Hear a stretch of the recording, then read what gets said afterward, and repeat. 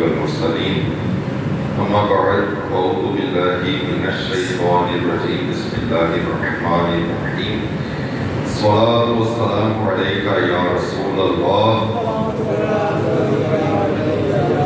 وعلى آلك وأصحابك يا حبيب الله الصلاة والسلام عليك يا نبي الله وعلى آلك وأصحابك يا نور الله نويت سنة الاعتكاف تاجدار مدینہ رحمت قلب و سینہ ہم سب کے آقا صلی اللہ علیہ وآلہ وسلم کا فرمان عالی شان ہے جس شخص نے مجھ پر ایک مرتبہ درود پاک پڑھا اللہ تعالیٰ اس پر 10 رحمتیں نازل فرمائے گا، اس کے 10 گناہ مٹائے گا اور 10 درجات بلند فرمائے گا۔ رسول برکت کے لیے سب مل کر درود شریف پڑھ لیجیے۔ صلوات و سلام علیک یا رسول اللہ وعلی آلک و اصحابک یا حبیب اللہ۔ صلوات و سلام علیک یا نبی اللہ وعلی آلک و اصحابک یا نور الفوز۔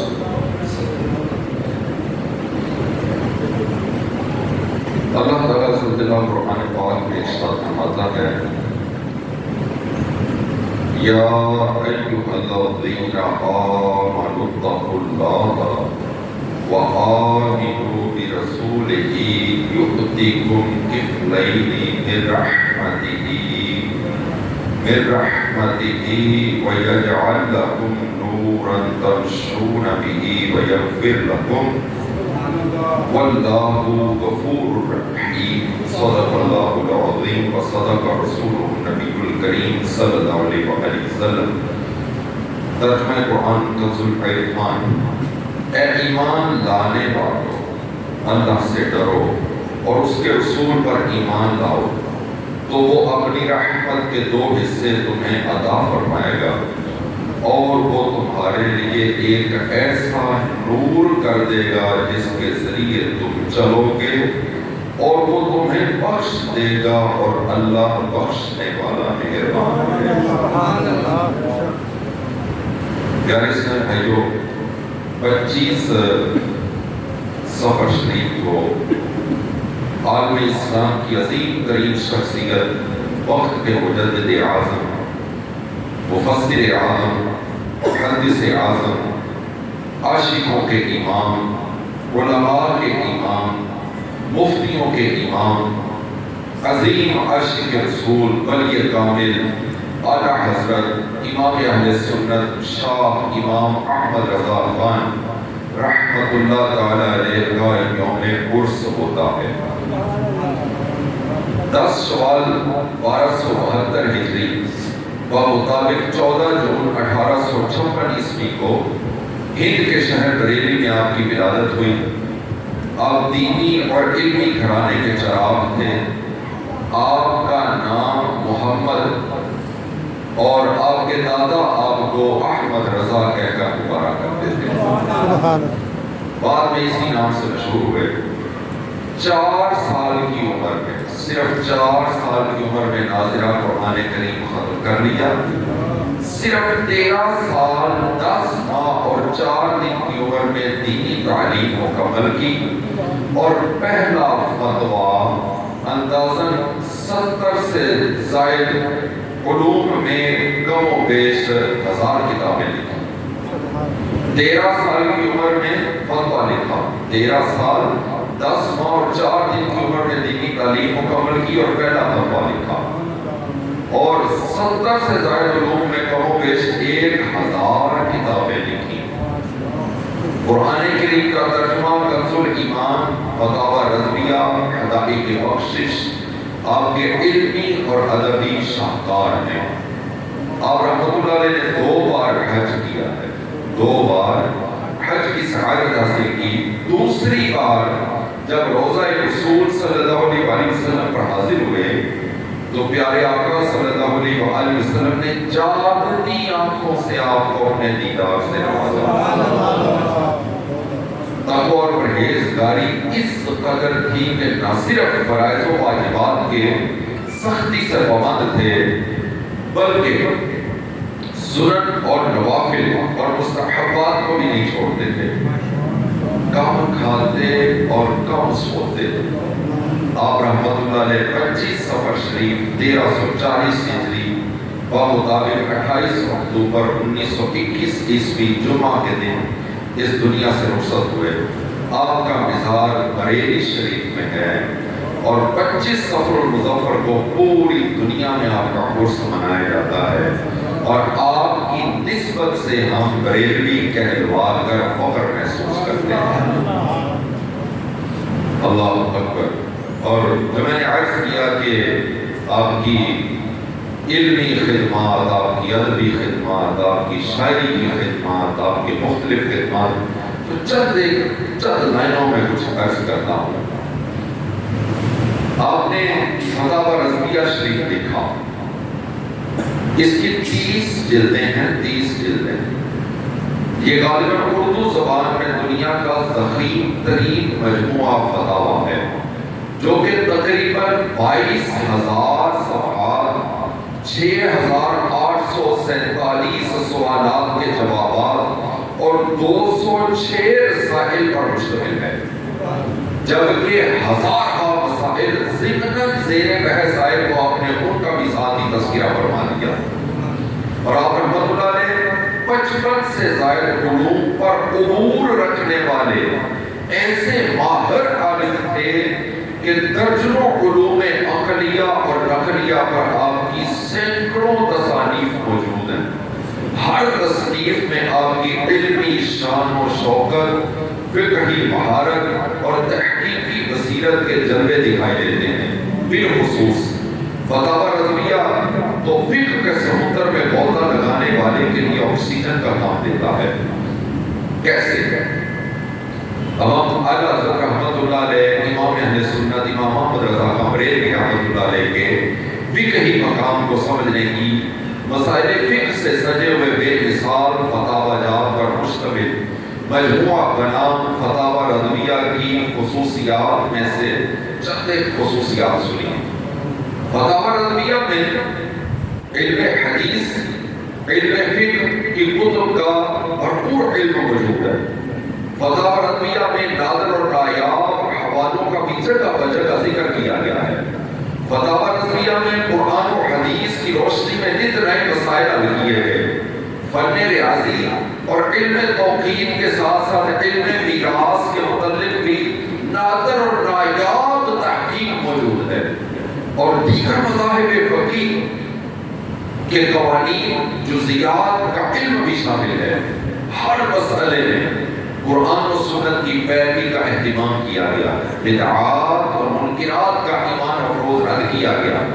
اس کے علاوہ سب سے بڑی خصوصیت یہ ہے کہ بڑے بڑے مفتیان کرام کو فقہی مسائل کے معاملے میں وقتاً فوقتاً فتاوی رضویہ کی ضرورت پڑتی رہتی ہے، اور فتاوی رضویہ پڑھنے والے جانتے ہیں کہ یہ وہ فتاوی کی ایک بہترین مجموعہ ہے کہ جب بندہ پڑھتا ہے نا، جس مسئلے پر پڑھنا چاہتا ہے تو اس کی تسلی کر دی جاتی ہے، اس مسئلے پر اس کی تسلی اور تشفی ہو جاتی ہے اس مسئلے پر۔ اس انداز میں فتاوی رضویہ کو امام اہل سنت نے تحریر فرمایا۔ اللہ اکبر۔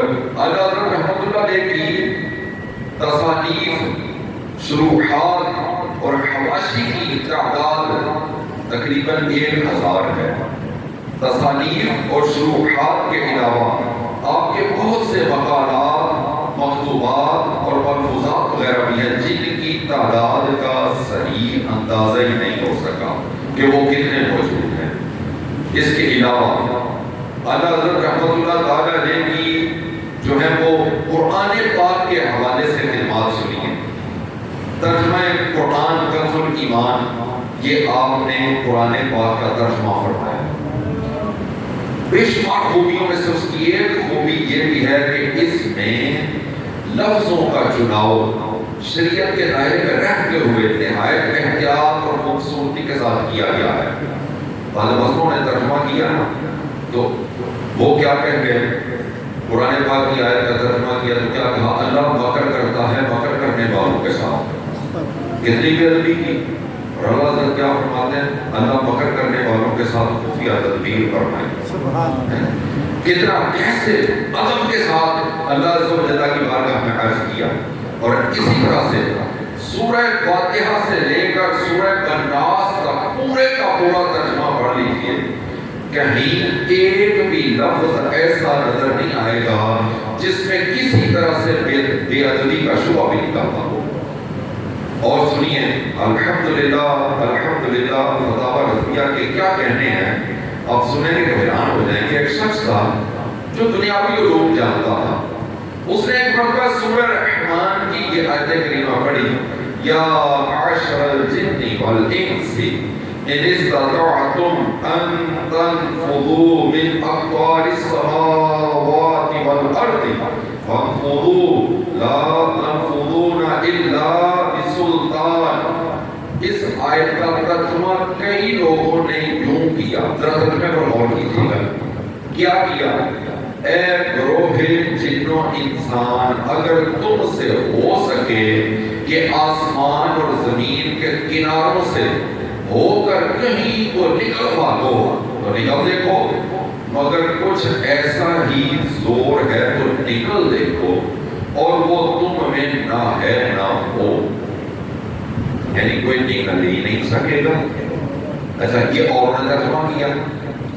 اب اس دنیاوی علم جاننے والے ایک شخص نے نا جب یہ آیت اور اس کا ترجمہ پڑھا تو اس کے ذہن میں سوال تھا کہ قرآن کریم تو کہتا ہے کہ انسان زمین و آسمان کے کناروں سے نکل ہی نہیں سکتا جبکہ ہم جانتے ہیں کہ سائنس کا چاند پر پہنچے. یہ اگر سائنس کا محض کوئی نظریہ ہوتا تو ہم کہتے ہیں کہ سائنس جھوٹی ہے قرآن سچا ہے. مگر یہ نظریہ نہیں ہے, حقیقت ہے, واقعہ ہے, گراؤنڈ ریئلٹی ہے. تو پہنچے چاند پر, کیسے پہنچ گئے؟ اب اس سوال کو لے کر اس شخص نے تحقیق کرنی شروع کر دی. قرآن کریم کے بہت سارے ترجمے دیکھے, مطالعہ کیا, مگر اسے سوال کا جواب نہ ملا. آخر پھر اس نے کنز الایمان شریف مل گیا اس کو, اور پھر اس نے کنز الایمان شریف پڑھا. اس میں آیت کریمہ کا ترجمہ یوں تھا اے جن اور انسان کے گروہ اگر تم سے ہو سکے کہ آسمان اور زمین کے کناروں سے نکل جاؤ تو نکل جاؤ, جہاں تک جاؤ گے اسی کی سلطنت ہے.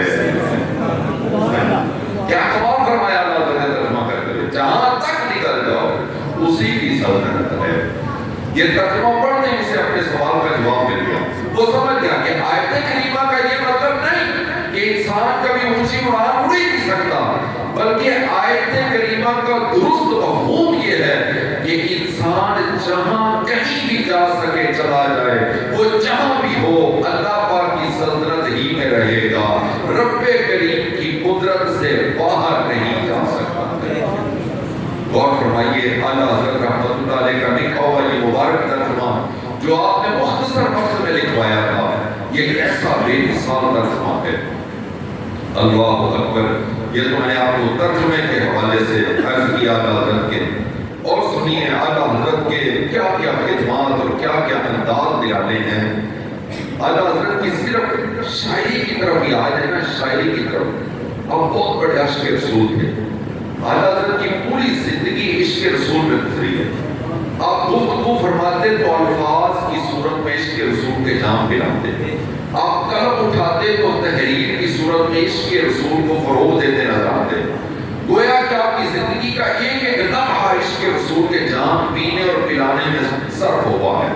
آپ کی شاعری آپ کے عشق رسول کا صحیح پتہ دیتی ہے. کیسے؟ یوں تو اللہ نے بہت سی خصوصیت کے مالک ہیں, مگر خاص بات یہ ہے کہ آپ کے کئی اشعار قرآن پاک کے تفسیری معنی اور احادیث کی طرف اشارہ کرتے ہیں. گویا قرآن و حدیث میں جو پیارے آقا صلی اللہ علیہ وسلم کی شان بیان ہوئی ہے وہ اللہ حضرت رحمۃ اللہ علیہ کے کئی اشعار سے پتہ چلتی ہے. جیسے ایک جگہ فرماتے ہیں مومن ہوں مومنوں پہ رؤوف و رحیم ہو, مومن ہوں مومنوں پہ رؤوف و رحیم ہو, سائل ہوں سائلوں کو خوشی دان ہر کی ہے. اس میں قرآن پاک کی اس آیت کریمہ کی طرف اشارہ ہے وَأَمَّا السَّائِلَ فَلَا تَنْهَرْ، اور مانگتا کو نہ چھیڑو. یعنی سیدی اعلیٰ حضرت رحمۃ اللہ علیہ ایک اور جگہ فرماتے ہیں مجرم بلائے آئے ہیں جاؤں کا ہے گواہ پھر رد ہو کب یہ شان کریموں کے در کی ہے. اس شعر میں قرآن پاک کی اس آیت مبارکہ کی طرف اشارہ فرمایا وَلَوْ أَنَّهُمْ إِذْ ظَلَمُوا أَنفُسَهُمْ جَاءُوكَ فَاسْتَغْفَرُوا اللَّهَ وَاسْتَغْفَرَ لَهُمُ الرَّسُولُ لَوَجَدُوا اللَّهَ تَوَّابًا رَحِيمًا. اور اگر جب وہ اپنی جانوں پر ظلم کریں تو اے محبوب تمہارے حضور حاضر ہوں اور پھر اللہ سے معافی چاہیں اور رسول ان کی شفاعت فرمائے تو ضرور اللہ کو بہت توبہ قبول کرنے والا مہربان پائیں گے. یعنی قرآن پاک کی آپ کے اشعار بھی قرآن سے باہر نہیں نکلتے، حدیث سے باہر نہیں نکلتے. اب تو لوگ نعتیں لکھتے ہیں، رواج ہو گیا شاعری کا، پتا کچھ نہیں ہوتا کہ شاعر کیا کہہ رہا ہے، بس علمان الحدیث شریعت کے باہر نکل کر جو ہے وہ اشعار لکھتے ہیں. اسی لیے جو سمجھدار اور حقیقی صحیح علماء وہ فرماتے ہیں کبھی بھی جب کلام پڑھنا ہو تو کسی مستند عالم کا کلام پڑھو. اور کس کا پڑھو کلام؟ کوشش کرو امام اہل سنت کا کلام پڑھیں، کیوں کہ وہ کلاموں کا بھی امام ہے.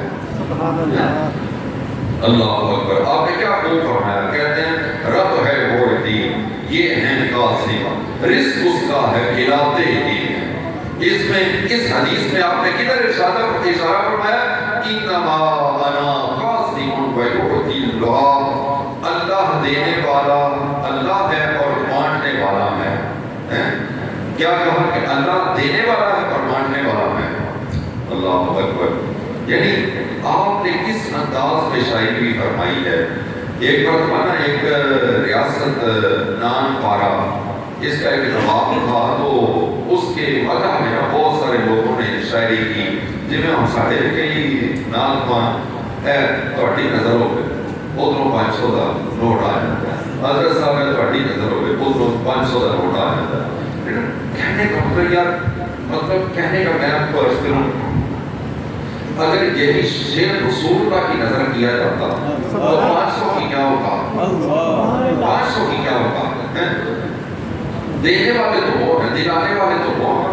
ان دنیا داروں کو صرف تھوڑی دیر کے لیے ان کی مدد سرائی کر کے کچھ حاصل کر لیں گے تو وہ کتنی کو دیر نکل جائے گی. میں آپ کو بتاؤں اللہ تعالیٰ معاف فرمائے دنیا کی محبت میں لوگ اس قدر منہمک ہو چکے. میں نے ایسے بدبختوں کو دیکھا ہے، ایسے بدبختوں کو میں نے دیکھا ہے کہ بد مذہبوں کے پاس بیٹھے ہوئے ہیں اور بد مذہبوں کے پاس بیٹھ کر کہتے ہیں میاں جی ایسے ذرا تھوڑی نظر ہو جائے. یعنی مولا علی کی شان میں شیعوں کو کہہ رہے ہوتے ہیں میاں جی تھوڑی نظر ہو جائے. وہ میاں جی 500 کا نوٹ دے دیتے ہیں اور جناب وہ ناتما وہ شعر پڑھ رہا ہے مولا علی کی شان میں. اگر تم یہی شعر مولا علی کی شان میں جو پڑھنا چاہ رہا ہے مولا علی کو سنائے تو یہ 500 کیا ہو سکے تمہیں 500 اور اپنے اللہ کرے کہ سمجھ مل جائے. سمجھ اللہ کرے کہ سمجھ آ جائے. لیکن کیا ہے کہ ظاہر کو دیکھا جاتا ہے باطن کو نہیں دیکھا جاتا ہے. اور ایسے لوگ کبھی آپ کے سامنے آئیں تو کبھی بھی ان کی حوصلہ افزائی نہ کریں. وہ بول کر ان کا کچھ اپنے منہ سے بول کر مطلب کسی کا دل بھی نہ توڑیں لیکن کم از کم اتنا ضرور کریں کہ خاموشی بھی رکھیں اور حوصلہ افزائی بھی نہ کریں تعریف بھی نہ کریں اور ایسوں کو پیسے دیں بھی نہ. بہتر یہ بھی ہوتا ہے جو اس طرح کے انداز اختیار کریں. اچھا کریں کیا پھر سنیں. اب اس نواب صاحب کی شان میں بڑوں نے شعر لکھے تو کسی نے آ کر نا آدھا سے کہا کہ تسی بھی کوئی شعر کی شان لکھ دیو مدرسے واسطے پیسے آ جان گے تو تھوڑی بھی خدمت ہو جائے گی. آپ نے نا ایک نعت شریف کہی جس کا مطلب یعنی پہلا شعر جو ہے وہ کمال حسن حضور ہے کہ گمان نفس جہاں نہیں یہی پھول خار سے دور ہے یہی شمع ہے کہ گمان نہیں. اس کا مطلب کیا یعنی سرکار صلی اللہ علیہ وسلم کے حسن و جمال کا کمال یہ ہے کہ اس میں کسی قسم کی کمی ہونا تو دور کی بات ہے. کسی کمی کا گمان بھی نہیں کیا جا سکتا. عموماً پھول کے ساتھ کانٹا بھی ہوتا ہے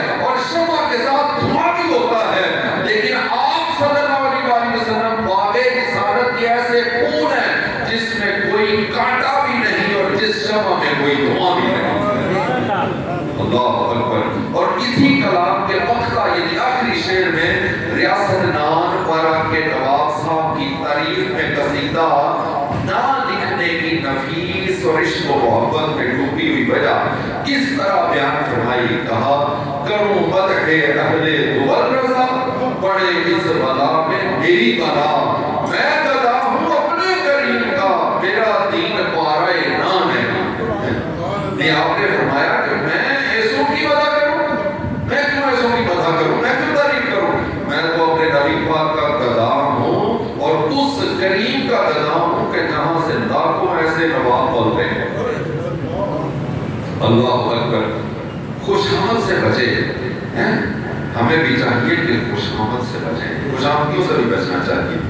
اور میرے محترم اور پیارے پیارے اسلامی بھائیوں، جو میں نے شروع میں قرآن پاک کی آیت تلاوت کی تھی وہ کچھ اس پر عرض کر دیتا ہوں۔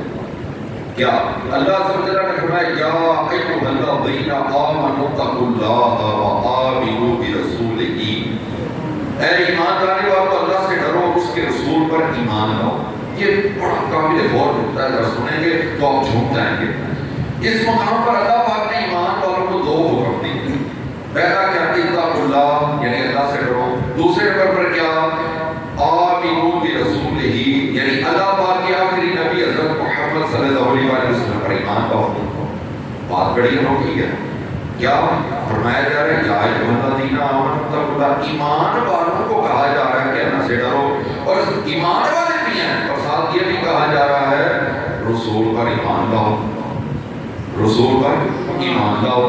پہلے ایمان والے ہیں، پھر وہ کس طرح کا ایمان لے کر آئے رسول پر، وہ کیسا ایمان ہوگا جو رسول پر لے کر آئے۔ اللہ اکبر۔ کیا ہوا اس معمہ کا حل سنیے، بڑی ایمان افروز بات ہے۔ حضرت آدم علیہ السلام سے لے کر حضرت عیسیٰ علیہ السلام تک جتنے نبی تشریف لائے ان پر ایمان لانے میں اور میرے آخری نبی محمد مصطفیٰ صلی اللہ علیہ وسلم پر ایمان لانے میں بڑا فرق ہے۔ مثلا پہلے کسی نبی علیہ السلام کو آخری نبی نہیں کہہ سکتے، کسی نبی علیہ السلام کو آخری نبی نہیں کہہ سکتے، کہیں گے تو کافر ہو جائیں گے، کہیں گے تو کافر ہو جائیں گے، کفر ہو جائے گا۔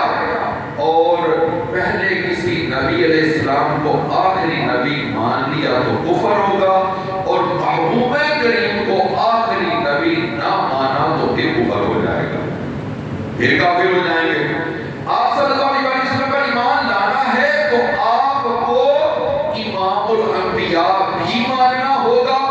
پہلے نبیوں کو امام الانبیاء کا لقب نہیں دیا گیا، سب کے سب انبیاء کرام علیہ السلام میں صرف اور صرف ایک محبوب صلی اللہ علیہ وسلم ہیں جنہیں صاحب لولاک کا خطاب عطا ہوا۔ اللہ نے فرمایا محبوب اگر آپ کو پیدا نہ کرنا ہوتا تو جنت و دوزخ کو پیدا نہ کیا جاتا، کائنات کو پیدا نہ کیا جاتا۔ یہ صرف محبوب علیہ السلام ہے جنہیں قرب خاص عطا کیا گیا، صرف محبوب علیہ السلام ہے جنہیں اس دنیا کی زندگی میں جاگتی آنکھوں کے ساتھ اللہ پاک کا دیدار بخشا گیا۔ یہ صرف محبوب علیہ السلام ہے جو قیامت والے دن سب سے پہلے شفاعت کرنے والے ہوں گے۔ آپ ہی کی شفاعت سب سے پہلے سنی جائے گی، آپ ہی کو مقام محمود عطا کیا جائے گا، سب اگلے پچھلے آپ ہی کی حمد و ثنا کریں گے، آپ ہی سب سے پہلے جنت کا دروازہ کھولیں گے۔ پہلے نبیوں کی شانیں یقیناً بڑی اونچی ہیں، اتنی اونچی ہیں کہ انسانی عقل ان کو جان ہی نہیں سکتی۔ البتہ نبیوں میں جو شانیں محبوب علیہ السلام کو عطا ہوئی وہ کسی نبی کو بھی عطا نہیں کی گئی، کسی نبی کو بھی عطا نہیں کی گئی۔ اللہ نے کیا فرمایا؟ فرمایا آمنوا برسولہ، اس کے رسول پر ایمان لاؤ، یعنی اے ایمان والو، اے وہ لوگوں جو اللہ پاک پر ایمان لے آئے، اللہ پاک کی کتابوں پر بھی ایمان لے آئے، سارے رسول اور نبیوں پر بھی ایمان لے آئے۔ اب ہمارے محبوب کو ان تمام شانوں کے ساتھ رسول مان لو جو ہم نے انہیں عطا فرمائی ہیں۔ صرف ایمان نہیں لانا بلکہ عطا فرماتے ہیں وہ جو شانیں میں نے اپنے رسول کو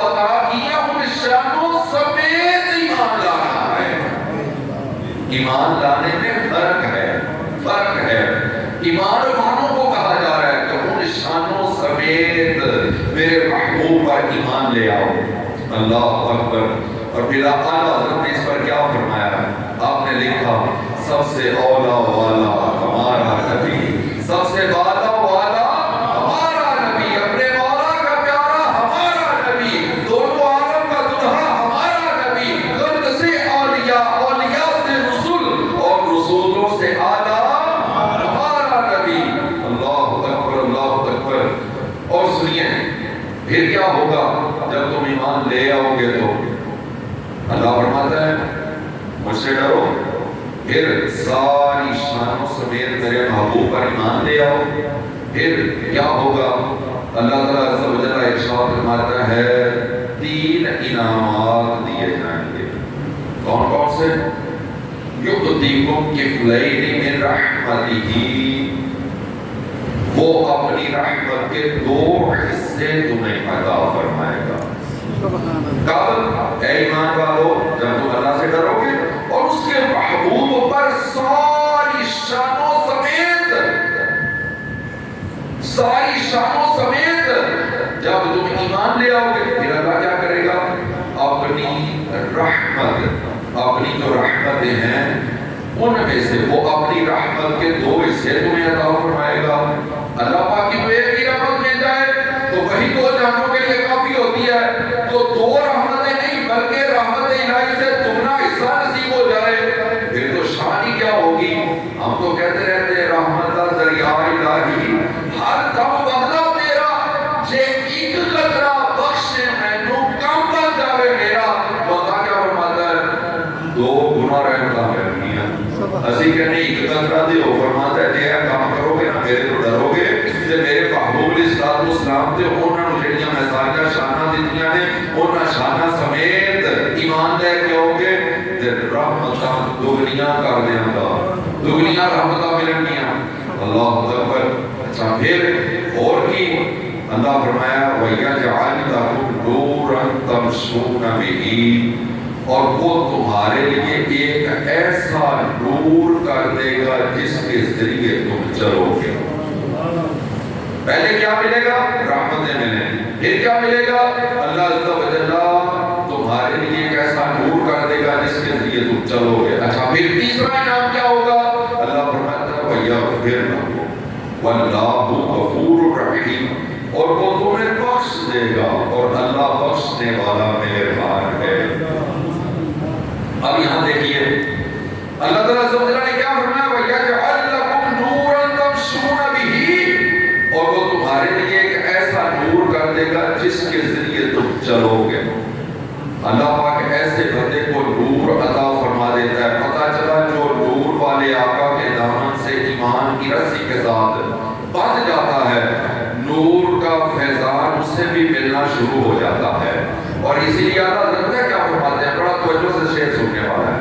آپ فرماتے ہیں جو گدا دیکھو لیے جاتا ہے توڑا نور کا، نور کی سرکار ہے کیا اس میں توڑا نور کا۔ بڑا سمجھنے والی بات ہے۔ پتہ کی فرمایا؟ فرمایا جو گدا دیکھو لیے جاتا ہے توڑا نور کا، توڑا ہوتا ہے ڈوری جسے جیسے شہر پا کے دینے ہیں گٹو بھی تسی کہتے ہو۔ فرماتے ہیں توڑا نور کا بھر کر لے کر جاتا ہے کون؟ جو گدا، جو دل کا غلام ہو۔ آگے کیا فرمایا؟ کہا نور کی سرکار ہے کیا اس میں توڑا نور کا۔ لفظ کی شاعری کا انداز دیکھیں، لفظ توڑا وہ دے مختلف معنی ہیں۔ ایک شعر ایک توڑا لفظ استعمال کیتا ہے، ایک کا معنی کوئی اور ہے، ایک کا معنی کوئی اور ہے۔ کیا ایک جگہ پر پہلے مصرے میں توڑا لفظ کا استعمال کیا، اس کا معنی بوری، جیسے گدر جس میں باقی وہ سمجھ لیں بوری گٹو توڑا، اور دوسری جگہ پر توڑا اس کا معنی ہے کمی، تھوڑا کمی، تھوڑا توڑا کمی، اس کا معنی کمی۔ یہاں پر کیا کہا؟ نور کی سرکار ہے کیا اس میں کمی نور کی، اور لفظ کیا استعمال کیا؟ توڑا نور کا۔ اللہ اکبر۔ یہ ہے ضمانت اعلیٰ حضرت کی، امام اہل سنت۔ اور سوچنے کی بات ہے ایمان والے کو یہ نور جو عطا کیا جاتا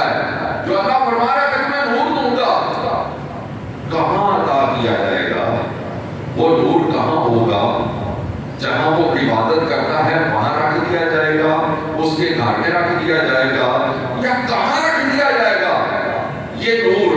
تو فرمایا تمشون بہ، جس کے ذریعے تم چلو گے، یعنی نور بندے کو عطا کر دیا جاتا ہے۔ بندہ بازار میں ہو تو نور بھی بازار میں ہوتا ہے، بندہ گھر میں ہو تو نور بھی گھر میں ہوتا ہے، بندہ گلی میں ہو تو نور بھی گلی میں ہوتا ہے، بندہ مسجد میں ہے تو نور بھی مسجد میں ہے۔ جہاں جہاں بندہ جاتا ہے نور اس کے ساتھ ساتھ چلا جاتا ہے۔ اللہ اکبر، اللہ اکبر۔ یعنی آگے سنیے اس کی پھر اعلیٰ حضرت کو یہ نور کیسے ملا؟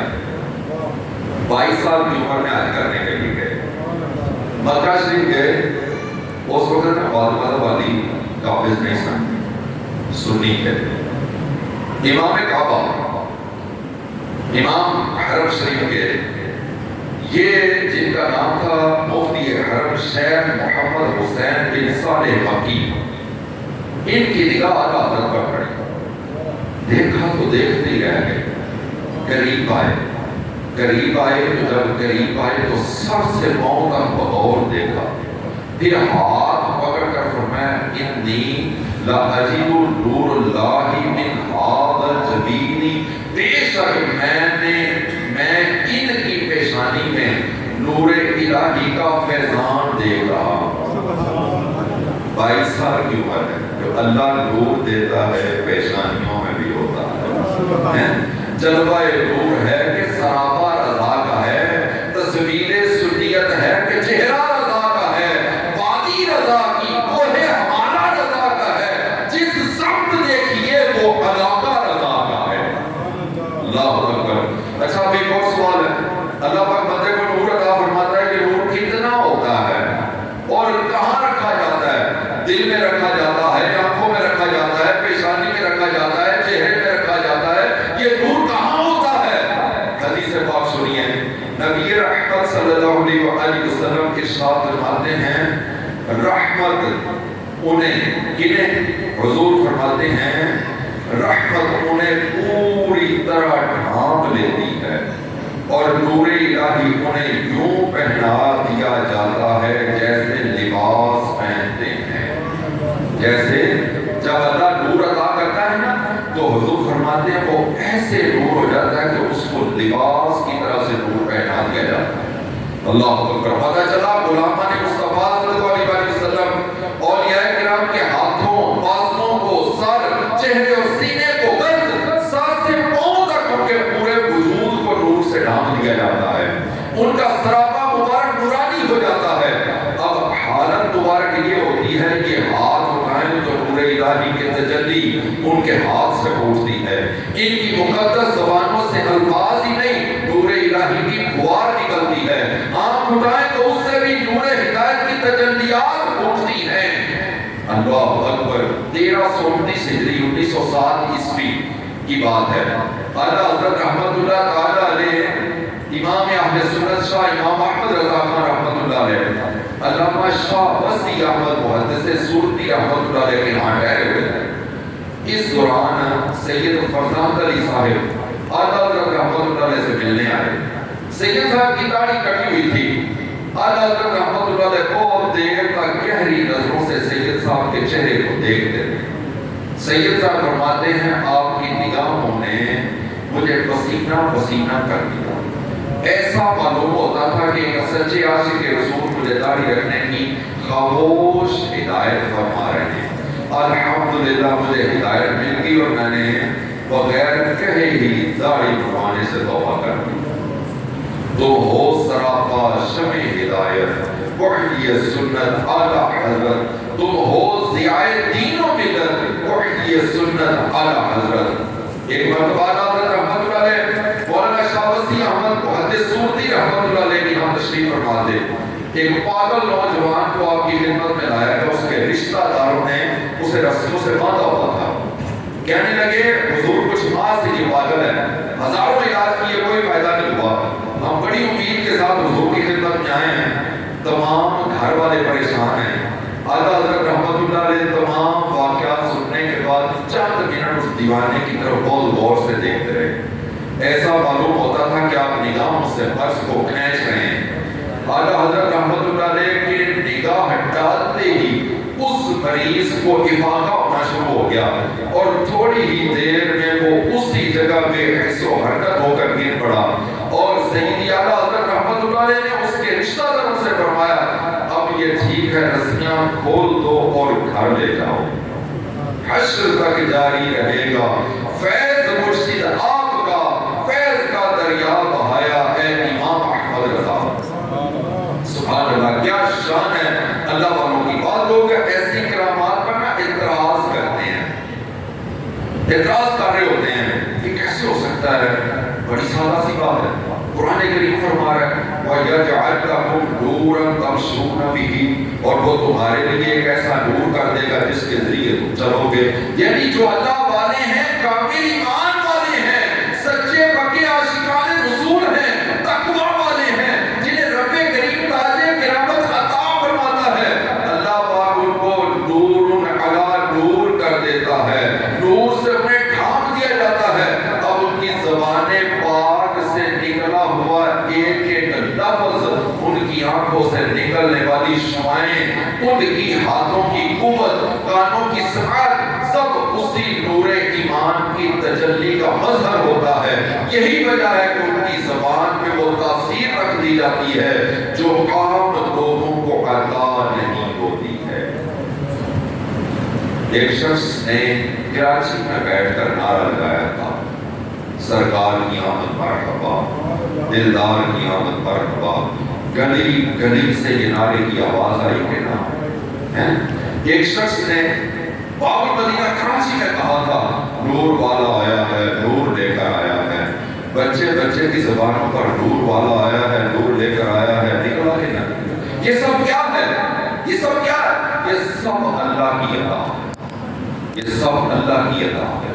جب اللہ تعالیٰ اپنے نیک بندوں کو نوری لباس پہنا دیتا ہے تو ان کی آنکھ میں برکت رکھ دیتا ہے، ان کی زبان میں برکت رکھ دیتا ہے، ان کے چلنے اور پھرنے میں برکت عطا کر دیتا ہے۔ وہ جو کہیں ہو جاتا ہے، وہ جہاں دیکھیں مثبت ہو جاتا ہے، وہ جہاں سنیں وہاں مثبت ہو جاتا ہے، کرم ہی کرم ہو جاتا ہے۔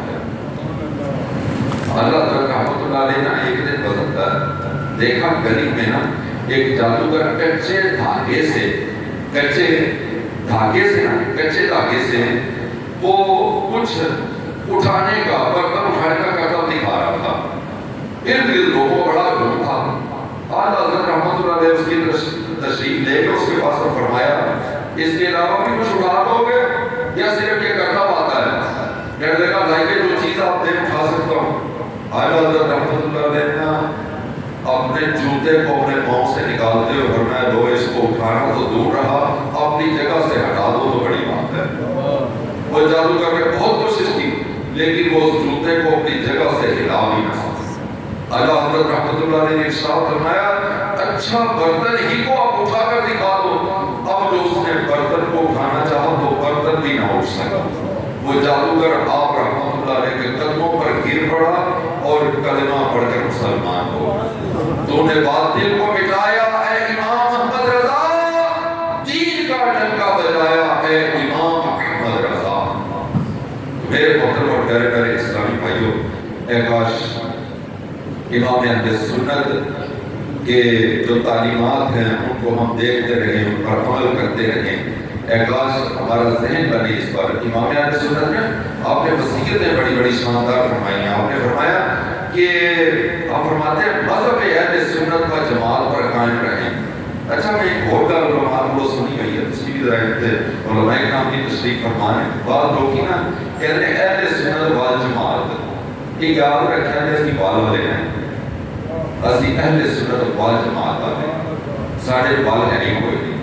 ساڑھا مسئلہ اللہ نے فضل کرنا وہ ہے کہ جڑا جتنے مرضی لوگ کے بیان کر کے تیسے کام رہتے ہیں، سمجھ رہے ہیں جتنے مرضی بعض ہم اشاریاں کنائیں اور اپنے مسئلہ بیان کرتے رہتے ہیں، اشاروں سے اپنے مسئلہ بیان کرنے پڑتے ہیں، کنائے رکھ کر کے مسئلہ بیان کرتے ہیں اپنے، لیکن اللہ کے فضل و کرم سے ہم کھل ڈھل کر بیان کرتے ہیں۔ تو اس تو ساڑھے اہل سنت علماء کرام فرماتے ہیں کہ جدوں بھی بولنا ہوئے تو ایک بولیا کرو اہل سنت والجماعت، ٹھیک ہے، والا لے ہو رہے ہیں، والا لے ہو رہے ہیں، اسی بات مذہب کہتے ہیں.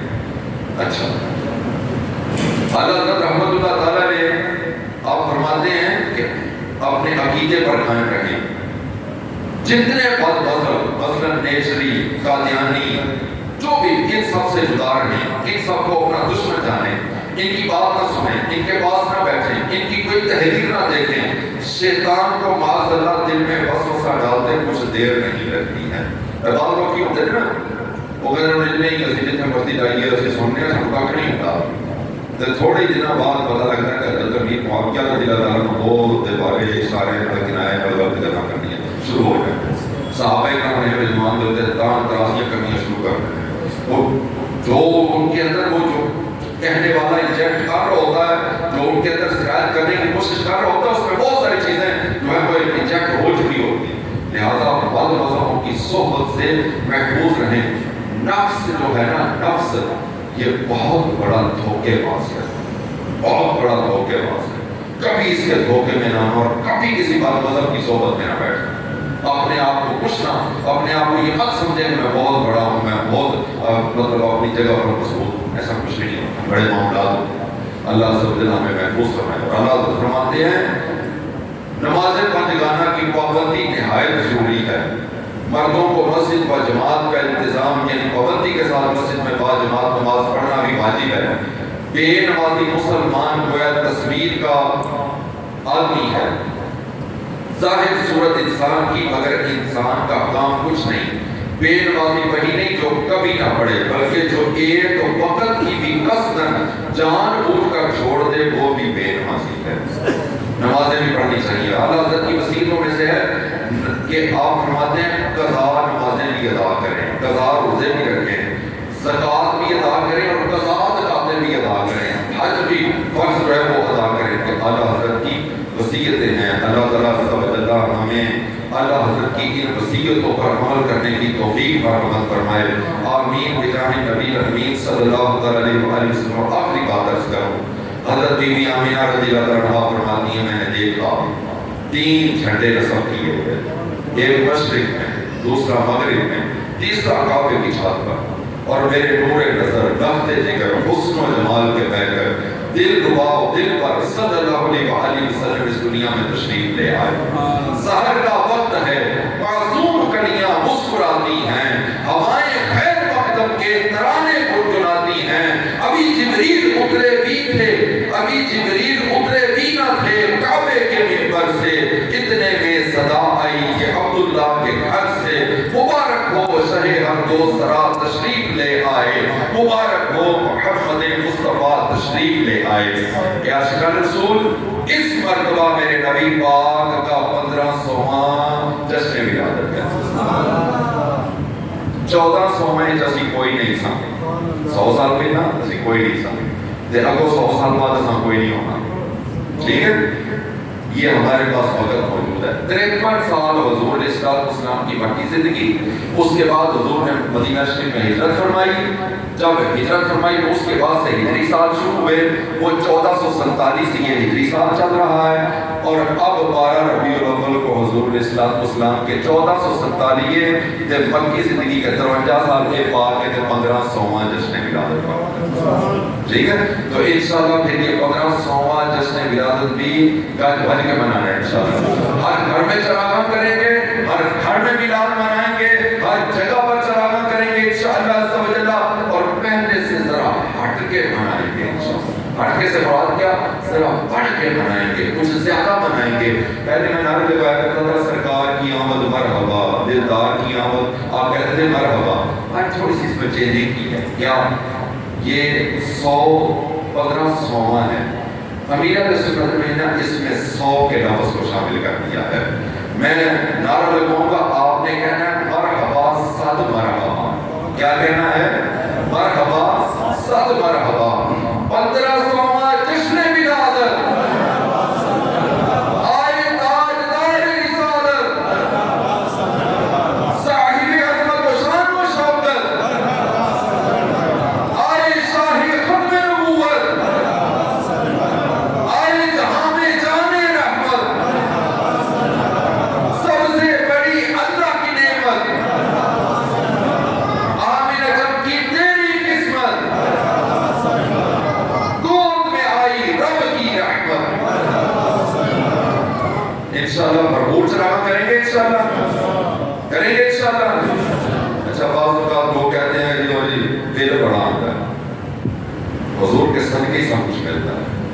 اگر ایک مہینہ پھر زیادہ بھی آ تو کوئی گل انشاءاللہ پورا جس گھر میں میلاد ہوتا ہے پورا سال اس گھر میں برکتیں رہتی ہیں، پورا سال اس گھر میں برکتیں رہتی ہیں۔ آپ نے گھر میں علماء کرام کو بلائیں، آپ نے محلے کے امام صاحب کو وہاں پر مہمان خصوصی کے طور پر بلائیں۔